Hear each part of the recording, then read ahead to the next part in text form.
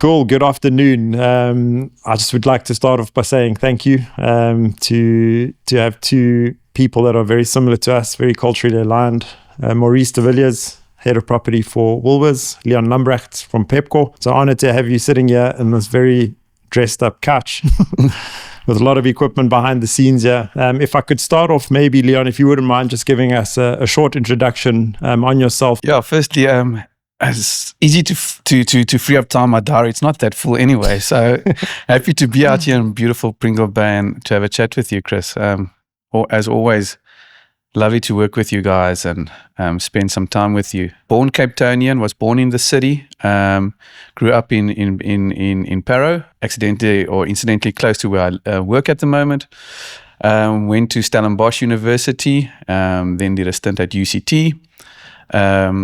I qualified as an attorney, practiced for a year or so, and then realized that being an attorney is not for me. So I joined a group called 7-Eleven, worked for a Greek gentleman by the name of George Atadakis, who in the space of 2 years exposed me so much to retail, to franchising, property, even got to manage a football team, and then from 7-Eleven, I joined PEP, and and that's 21 years ago, and I'm still with the group. They say if you last at PEP for 2 years, you're bound to stay for the rest of your life. So, very happy where I am. I must confess, obviously spending some time in the industry, we meet a lot of real estate people, and some of the best property people we come across have cut their teeth at Pepco. And there's some outstanding people that are different retailers that have come from that, I guess, school of property. So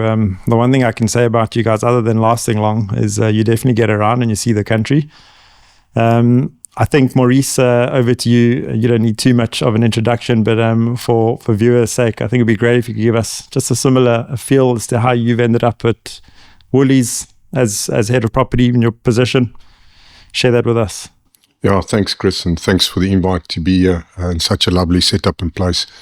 And the opportunity to chat. I was born in a place called Turfloop outside Petersburg, today known as Polokwane, and finished my schooling in Petersburg. My mum packed me in my trommel on the way on a train to Port Elizabeth to study quantity surveying.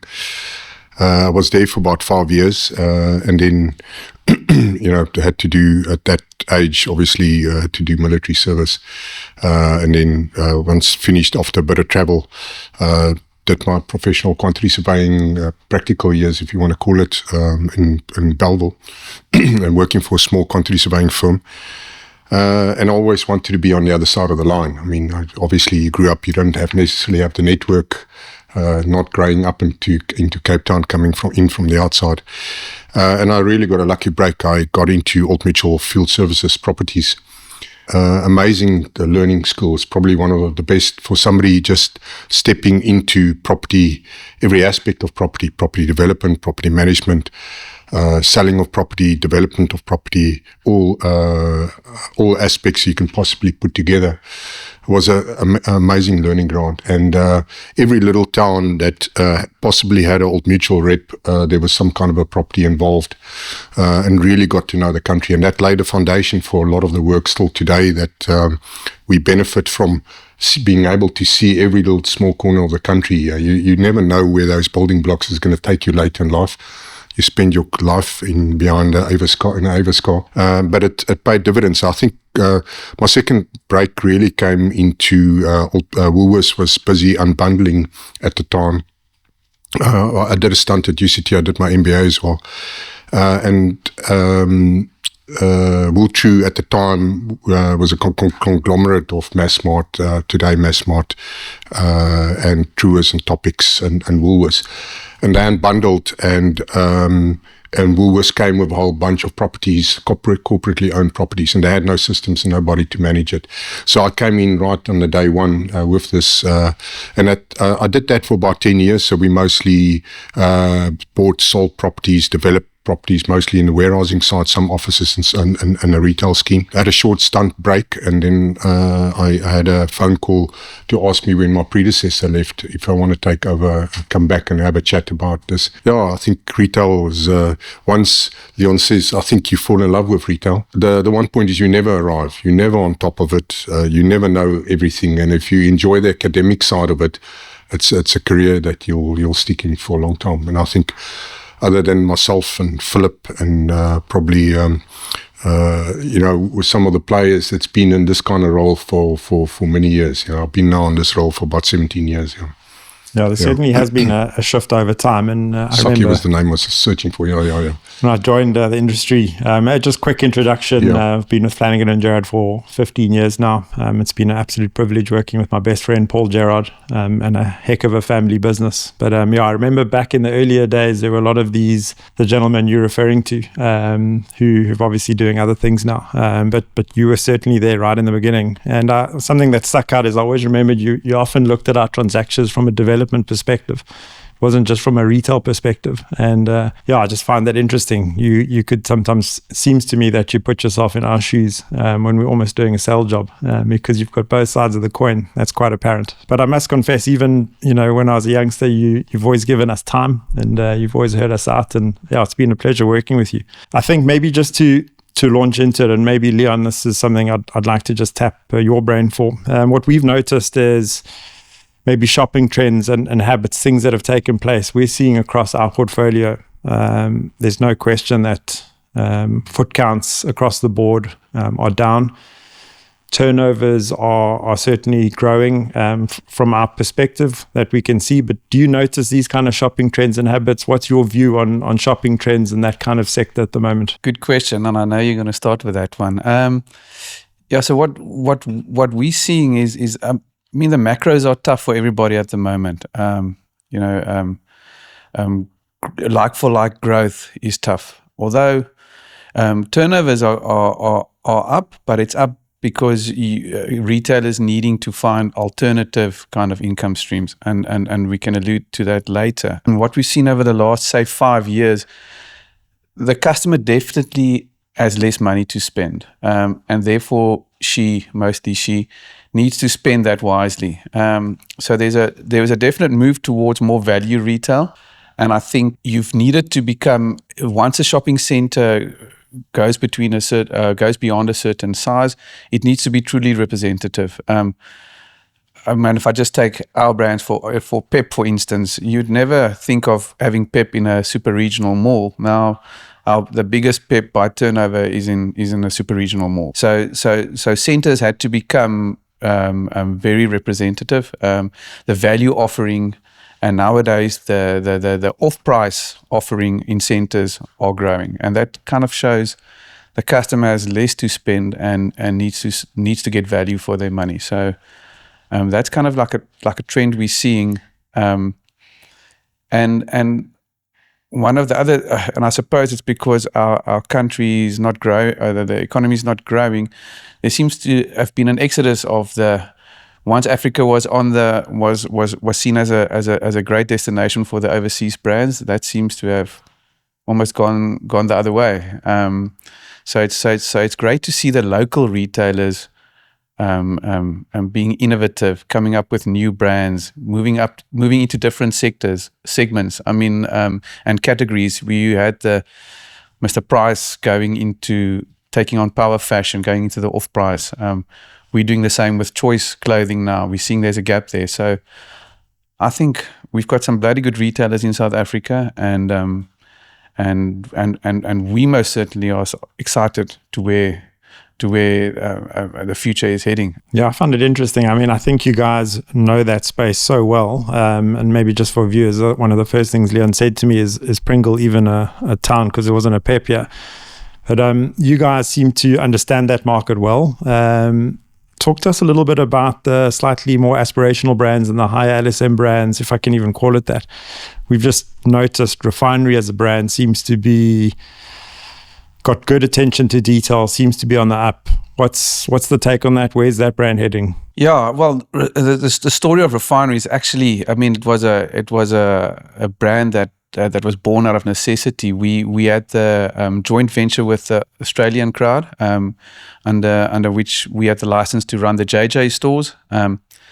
That came to an end, and we were sitting with that real estate and had to do something with it. And a gentleman in our group came up with the name of Refinery, and it was born. But it's an overnight success that took 7 years to build. So we still want to, through Refinery, it's more of an upmarket brand, but it's still value. It's still a value offering.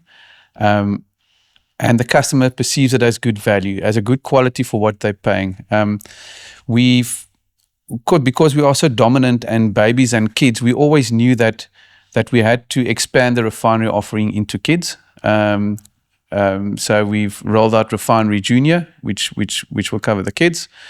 And coming later in the year, we plan to bring in even an active wear on the ladies' side, because that's this whole athleisure is really a big segment in the women's market. So we'll even be growing a Refinery going forward. So would that be a house brand, or would it be a Refinery activewear brand, if I may ask? Yeah, I think no, it's a house brand. Quite a catchy name, but super good quality, very good value. So that'll be launching in September, and yeah, we're very excited about that. Sorry, would that fall under the Refinery brand, or would it be a standalone business in terms of real estate? What we found is you need to have it under one roof. So same with Refinery Kids, we would like to have a bigger box. So the boxes could grow from 200 to about 450 squares. So yeah, to save costs, efficiency wise, it's better to have it all under one roof. Okay. I think, Maurice, from your perspective, just in line with what Leon's kind of touching on there, Woolies from a textile perspective certainly speaks to the department store market. Over time, we've noticed more partnerships with brands, and we're seeing more branded apparel having more prominence within the stores. Is that a conscious strategy? What's the view on that? And is that something you're pushing further and looking to grow, or is that just a small element you're adding to the business? In a fashion business, it's forever evolving. And secondly, it's also the principle of tiering. So it's only in some of the premium stores. It's not widely run throughout the chain. And I think there's a cap. So it will probably be never more than 10 or 12% of the turnover or the footprint as a percentage. So it's really a niche play, and there is a turnover of those external brands that come in that try it. Levi's been with us now for a long time, for example, but some of the other brands had a short stunt and move on. So I think that will remain, but it will never get bigger. The idea is just purely to assist with the overall tiering from the luxury brands, from the country road brands, right down to your basics at the end of the day in the fashion side. We often debate in our office, department store versus mono-brand store. And I guess it comes down to the customer, the customer profile. Some people, I think, want to be in the Levi store engaging with the Levi expert. And some people have Woolies cards, Woolies shoppers, and have got multiple, reasons to shop there. So we often debate that, what is the future of a department store? What is the value of having the brands in one roof? And it's quite clearly working, and one can see that working if it's done correctly. In terms of the food business, at Flanagan and Gerard, we recently noticed, and we actually spoke about it. I'm not sure how much we can share in this period, but we've noticed the food turnovers and performance the last 4 or 5 months really growing nicely and showing some good year on year, but across the board. And I was just curious if that's something you can elaborate on and what you guys see from a brand perspective, why that's the case, where that comes from. I think it's really a world of two different worlds, from the fashion business to the food business. The food business has really been growing. We've seen strong unit growth.